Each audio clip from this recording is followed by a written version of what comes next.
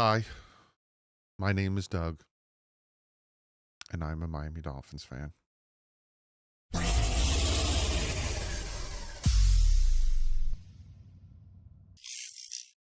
What is up, Finn fans? That was a running joke that we had in the live stream yesterday because we all feel like we have to go to some type of rehab for being Miami Dolphin fans and being in this incredibly abusive relationship. And as you can tell by the title, change needs to be made now. Now, obviously, the Miami Dolphins are 0-2, and there's a plethora of teams that are 0-2, and there's a plethora of teams that aren't doing well. Chicago Bears aren't doing well. Minnesota Vikings aren't doing well, even though they beat Chicago because, again, they face Chicago. The Kansas City Chiefs are 0-2. There's a lot of different teams that are 0-2. But I'm going to go into detail on what the crap is going on with Miami, not even just from a player standpoint, but also from an organizational standpoint. And I'm going to preference some things when I talk about that because I don't want anyone to take anything too personal. But before we jump into that, I do have to shout out today's sponsor. And obviously, you guys know about Sleeper. I've been talking about them. Fantastic fantasy app. You do the over-unders or more or less on certain things. And there was a few for the Dolphins today that you would hit on. I think more passing yards for Tua yesterday, not today. More receiving yards for Tyreek Hill. I think more receiving touchdowns for Achane. You would have hit on those. Go check him out. Use the promo code DDW. Get 100% matched up to $100. Fantastic app. Love using them, and I use them a lot. So, real quick, also, let's start with some positivity. A bunch of you guys have told me you got your merch, so I want to shout you out. First, we got Tanner over here throwing the thumbs up. He got to show me, which obviously the team isn't doing. Then we got Jordan here rocking the show me shirt. Jeffrey, he threw that sucker on backwards because he wanted to show himself wearing it. It is on the back. I was wearing it in the live stream today, if you didn't know. Also, we have over here, this is Jason with his pup in his show me shirt. And then we also have Ryan here with his show me shirt. If you guys want to grab yourself one of these shirts, it is linked in the description next to merch. So we're going to listen to what the players had to say and what Mike McDaniel had to say. And I'm going to read it because I don't think you guys want to hear all the ums and all that other stuff. I do have some good things to report. Chop said he's fine. He was more scared than anything about his knee. So there's not really anything to worry about his knee. But again, that's what Mike McDaniel said. And we heard him say the same thing about other things. And didn't really go that way. Jordan Brooks said to start off 0-2 is not a good feeling. This week, we got a short week. We have to put it behind us fast, and that takes a lot of mental strength to do that. We really don't have a choice because they are facing the Buffalo Bills on Thursday. And being that they are facing the Buffalo Bills on Thursday, my week and my normal planned week has gotten shorter. So today, you have this video. Tomorrow, you'll have the film breakdown. And I think I'm just going to break down the fourth quarter because that's really where you get the sense of what happened and how everything fell apart with the Miami Dolphins as a whole. So I think I'm just going to break down the fourth quarter, specifically as well for the offense for those last two drives where they really fumbled the ball. And then Wednesday, you will have the preview video. And then Thursday before the game, I will release my picks. So jam-packed. And then we got the weekend off. So I will obviously talk about how we won or lost. I will do a film breakdown. We got about 10 days until the next day, so we got a lot to talk about. Devon Achane said, we got to fix the mistakes quick. We got to go up to Buffalo. It's a great team. The way we played today, that's not going to work up there. We don't have to go up there and get blown. We don't want to go up there and get blown out. My man, I am apologize, Devon, because you were like one of the few people on this team that fought their butts off. You're going to get blown out. It's going to be bad. Tyreek Hill on the positives the teams can take away from today's loss. Tua looked really good back there throwing the ball today. Not only to myself, but to Waddle and Achane. Felt like the old times. I will say this for about two quarters, because the first quarter he kind of struggled a little bit. For about two quarters, the second and third quarter, he looked good. He was making the throws, even though the throw to Tyreek Hill was underthrown. He still came back and made the catch. He was making really good throws, marching us down the field, got us some touchdowns. The touchdown pass Jalen Waddle was a thing of beauty. It's when the Dolphins needed him in the fourth quarter. And again, we'll break down that film tomorrow, is where he kind of fumbled the bag. But again, if you were on Twitter, my ranking for responsibilities for the loss for me, it was defense, McDaniel, Tua, offensive line. And I know a lot of people were like, offensive line's under Tua. There was times where he missed wide open guys. And I will break down that film tomorrow. I promise you. Tua said on connecting with Hill and Waddle, he says he's had some talks with Reek and whatnot that if throw it deep, you don't think that I'm going to throw it 80 yards as you're running. Do your best to track it because you can potentially stop. Essentially saying I don't have a strong arm and I'm not going to be able to reach it, so you might have to come back to it. Tua on the loss to the Patriots. We just can't. We can't have any of this 0-2. We're not saying this is the end of the season. We got to keep going.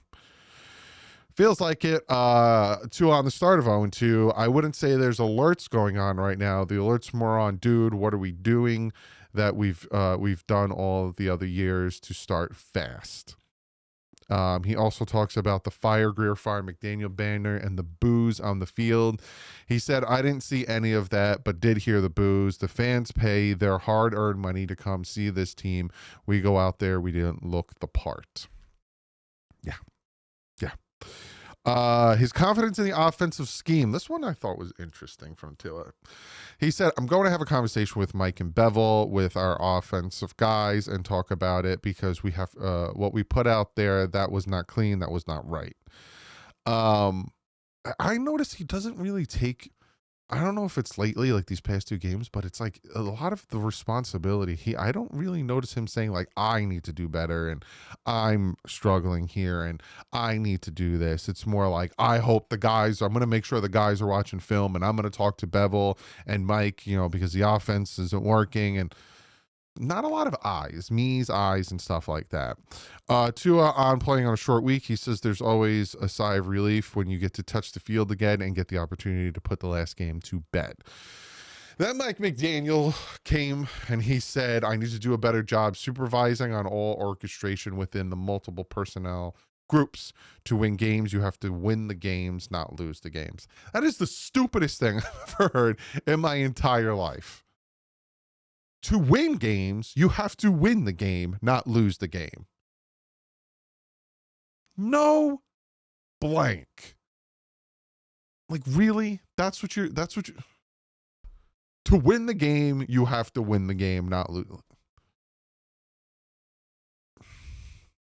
Mike McDaniel on today's loss to the Patriots, he says, I don't find out what type of team I did find out what type of team I'm coaching because the weaker mind goes, here we go again. And that was not the case today. It's super frustrating. He said, just like they shouldn't be desperation week 2 after the first quarter, I feel good about the lack of desperation in our team. We're focused on doing their jobs. Talking about job security, he says, if I was worried about my job security, I wouldn't be doing my job. I never felt entitled to this position. There's a lot of people affected. I wouldn't spend one moment thinking about whatever. Yeah, he is. Because unfortunately, Mike, if you don't beat Buffalo, you're going to get fired. And you're not beating Buffalo. He talks about the fire McDaniel, fire Greer banner. He says, I was coaching and calling the game. I wasn't spending time considering the fans, considering what the fans were doing. You knew. Give me a break. I wasn't looking up. Like, give me a break. You knew that the banner was flying ahead. Tyreek Hill on facing Buffalo on a short week after a loss. He says, we're ready. I feel like last year, the last time we played Buffalo, we lost by a field goal. It's on everybody's radar right now. Shock me. It'll shock me. On the defensive struggles so far this season, he says the best thing is the opponents had the ball more than us by a wide margin. The biggest thing is the opponents had the ball more than us by a wide margin. We need to fix that for sure. So, the Miami Dolphins are 0-2. They are not good. They are a bad football team, a very bad football team. They, I think right now, we'll look it up. I think they own the 3rd overall pick as of right now, which a lot can change. So this is the tankathon. So the Saints and the Jets have a easier strength of schedule than us, so that is why they are ahead of us. But the Miami Dolphins own the third overall pick right now. If the Jets win or the Saints win and we continue to lose, boop, we get the first overall pick. Plain and simple. So here's the thing. Because the Dolphins are losing, they are fourth in the division because of points. When it comes to playoffs, we are like not even, we're 14th. We're not even sniffing anything. But again, it's week 2. So why am I even looking at this? Change needs to be made. I said this last week. I said it going into this game. I said they need to beat the Patriots. And if they don't beat the Patriots, I don't see Mike McDaniel keeping his job. And same thing with Anthony Weaver. Unfortunately, we had more faith in Anthony Weaver. We liked the way our defensive front looked. We thought, we didn't think this. We were hoping, because again, Chris Greer thought that the secondary wasn't that big of an issue because you have a great pass rush. That great pass rush is non-existent. Just no pressure at all on anybody. And now you're going to face, Josh Allen, who's just going to run all over the place. And a change needs to be made. Now, it's not going to happen on a short week. They literally have 3 days to get ready for this game. It's literally walkthroughs all week. And then you got the game Thursday. And then you have 10 days before the Jets game Monday night at home. I honestly think that like the 20th or something, or the 22nd, Mike McDaniel will be fired. I'll be shocked if he coaches the Jets game. Shocked. Because it's the ineptitude. It's the team's not prepared. It's the penalties. It's the breaking the huddle with 10 seconds left on the play clock. It's all of these things is just inexcusable. And it's stuff that he's been doing since 2022. And you would think like, oh, it's a first-time head coach. He'll get it together. And then 2023, we had a fantastic start. I think we started like 9-3 at one point. We're like, woo, look at this. This guy's a McGenius.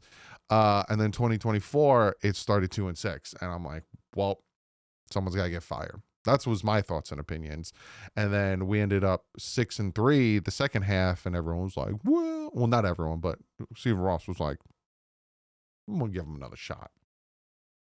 Nothing changed. Nothing was addressed.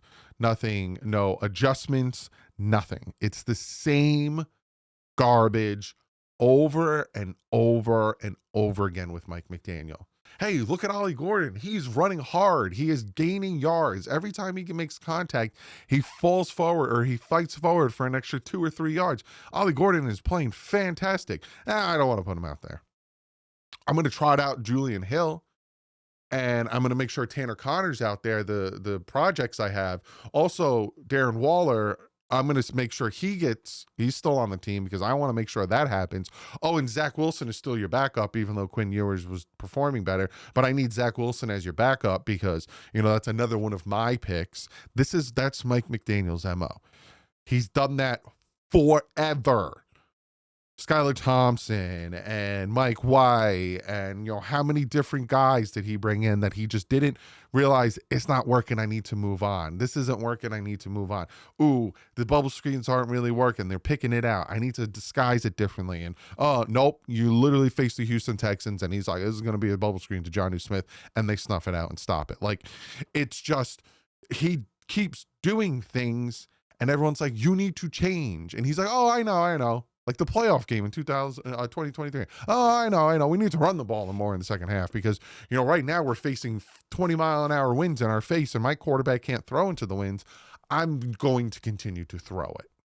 Like, he doesn't make adjustments. He is stubborn. He is an incredibly stubborn coach. And again, I was super frustrated after the game. I am still super frustrated. And it seems like he's more concentrating on the way he looks than making adjustments for the game. Because things aren't working. But riddle me this, everybody. Has he changed what isn't working? Because no. Same thing with Chris Greer. The offensive line's a problem. We constantly get banged up on the offensive line. We need to figure it out and do something. Okay, I'm going to go out and get James Daniels. Now, I like the James Daniel signing, even though I did say his Achilles injury scares the crap out of me. That's not what hurt him, though. But I'm gonna put a Band-Aid on certain things. Oh, we lost Jalen Ramsey, who had an interception, and he had like another, I think he caused a fumble or something, and he's just killing it with the Steelers. He's gonna go because, it's just the ineptitude of this team. And I don't mean to pick on certain aspects of the organization, but it's like you have Under the Sun episode 1 that came out, and it was intriguing to me. I'm like, ooh, are they going to do like a Hard Knocks style thing where we get a little behind the scenes? That was it. We got episode 1. That was it. You go on the Miami Dolphins website and you go to look at the pictures. You go to the meeting, you go to photos. The most recent photos are from the Jaguars preseason game. They haven't put up any photos of these past 2 games. And yeah, I get their losses, but the years prior, they put losses up. Like, I can go scroll back and see the Tennessee Titans photos from the game. Like, they are just not doing anything when it comes to that. Does anybody know when we're wearing our throwbacks this year? Because from my understanding, we're not. We're just not wearing our throwbacks this year. The most popular jerseys of this team that not only the fan base loves, but the national media talks about how it's a top 5 jersey in the NFL. But the organization's like, no, we're going to continue trotting out a whale or toothpaste. And you could take that throwback jersey and you could shove it. Because you know what? Now you're not going to get it all year. But hey, we got these NFL rival jerseys on week 4, which, don't get me wrong, they're nice, but it's like, and then you also fumble that bag by you have to buy an active player's jersey. Like, put Zonka, put Zach Thomas, who's now in the Hall of Fame, put Dameron, put these guys in those rival jerseys, and you'll sell them.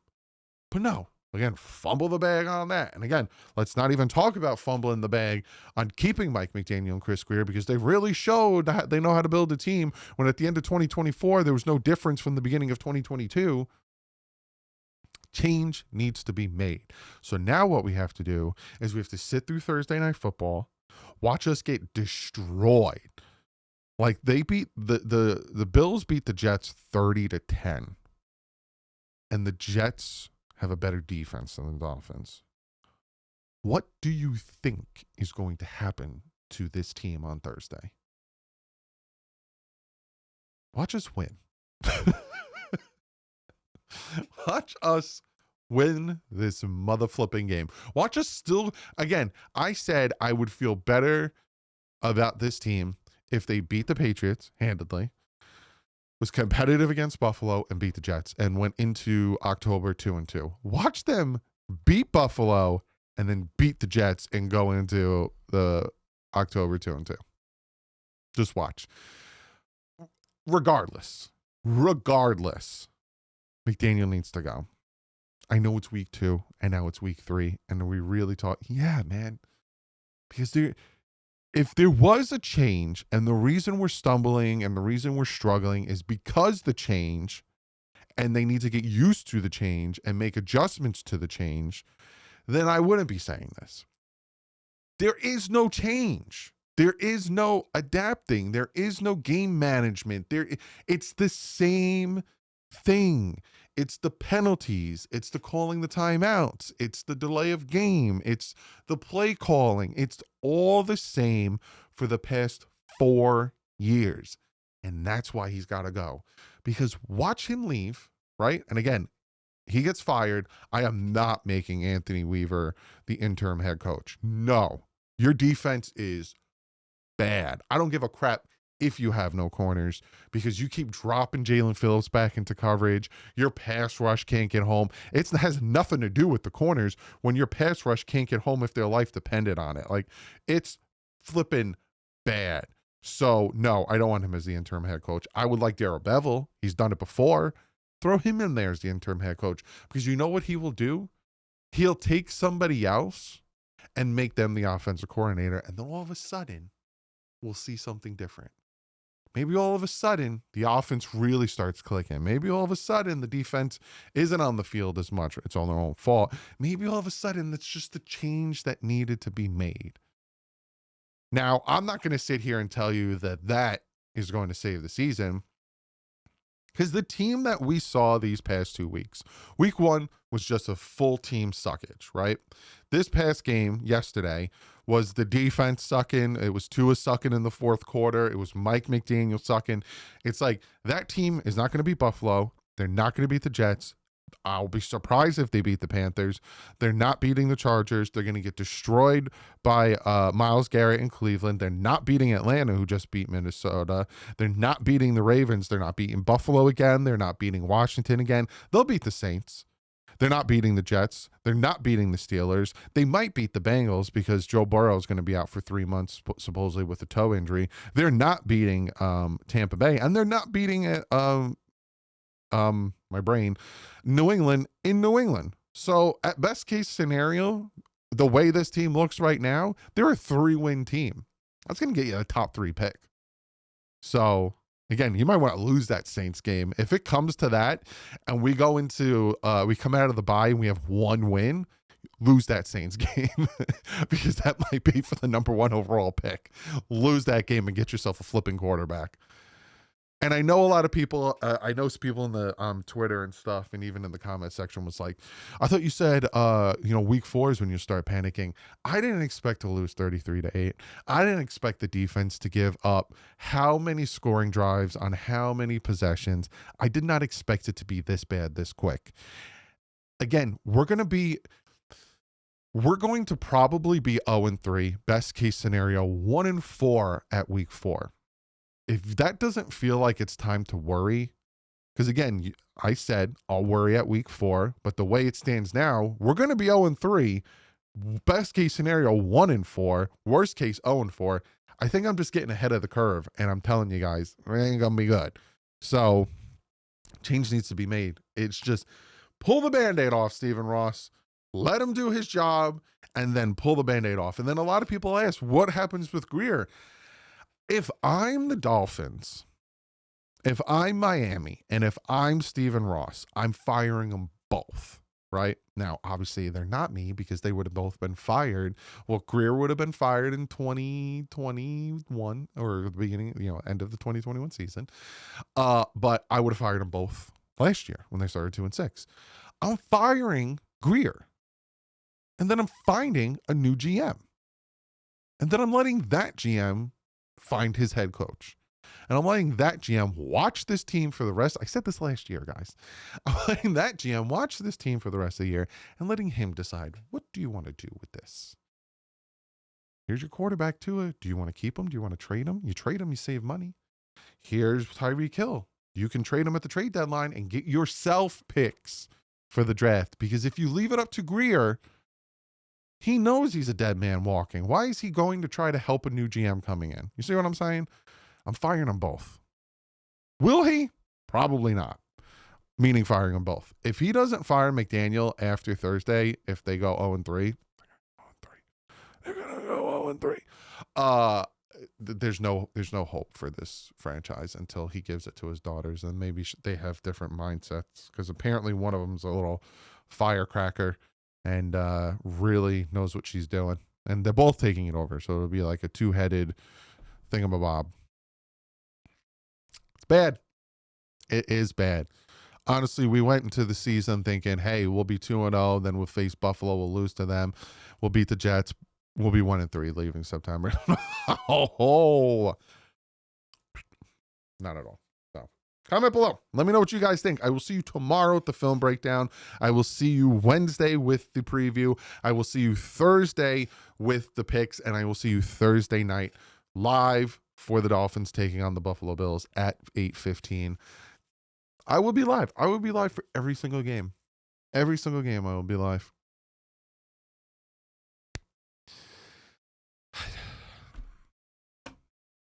Love you guys. You guys are supporting the crap out of me and buying the merch and watching and subscribing. And that means a lot. You can only go up from here, right? See you tomorrow. Like usual, stay classy. Offense out.